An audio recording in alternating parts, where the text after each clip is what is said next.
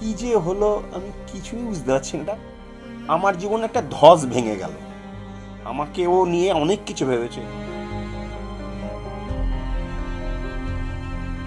অনেক কিছু বলা বাকি, একসঙ্গে অনেকটা পথ হাঁটা বাকি, একসঙ্গে অনেক কিছু করা বাকি। চোখের জল থামছে না। আনন্দের রবিবার বিষাদ দিয়েছে। রাহুল অরুণোদয়ের চলে যাওয়া কিছুতেই মানতে পারছেন না হাস্যকৌতুক শিল্পী তথা প্রাক্তন পুলিশকর্মী মুর্শিদাবাদের বাসিন্দা সুশান্ত রাহা।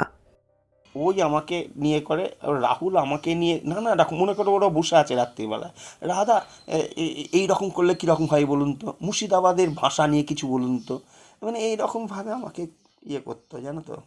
আমি কালকে যখন শুনলাম ফেসবুকে আমার বৌমা বলছে যে বাবা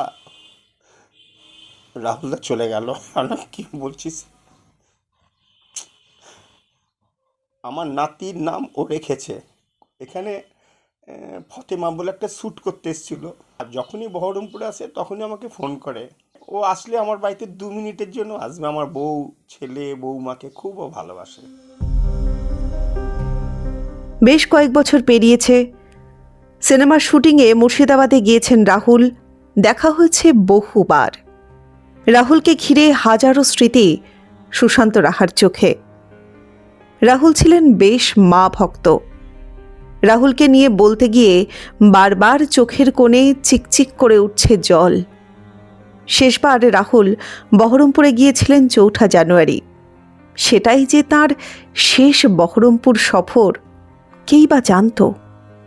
ওই ফতেমা যখন শ্যুট করলো, তা 4 বছর আগে বাড়িতে এসেছিলো। এবার এখানে বহরমপুরে একটা নাটক এসছিল, অ আ ক খ, যে বহরমপুরের নাট্যগোষ্ঠী 4ঠা জানুয়ারিতে এসছিল, লাস্ট বহরমপুর। আমার বাড়িতে আসেনি, আমাকে বললো রাধায় এই খাবো, আমি জানিয়ে যাচ্ছি, ছানা বড়া নিয়ে গেলাম।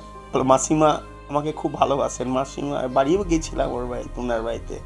মাসিমা সেরকম চলতে পারতে পারে, বাতের শরীর তো, খুব মা ভক্ত, মানে এরকম মা ভক্ত দেখা যায় না, খুবই মা ভক্ত।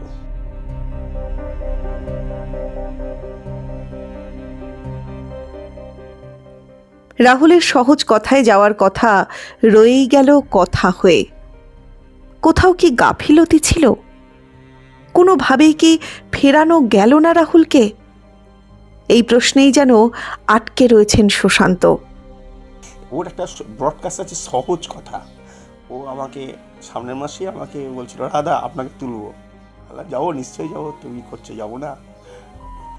যারা শুটিং করেন তারা কিন্তু খুব অ্যাক্টিভ শ্যুট দেওয়ার চেষ্টা করে।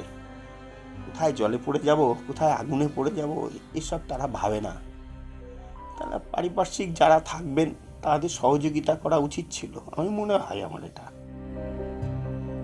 জাদুকরাই গোয়েন্দা একাধিক নাটকে সহকর্মী সহযোদ্ধা ছিলেন রাহুল। হ্যাঁ, আমি লাস্ট ওনার সঙ্গে কাজ করেছি মেঘদূতদার বইয়ে জাদুকরাই করেছি, বহরমপুরে গোয়েন্দা করেছি।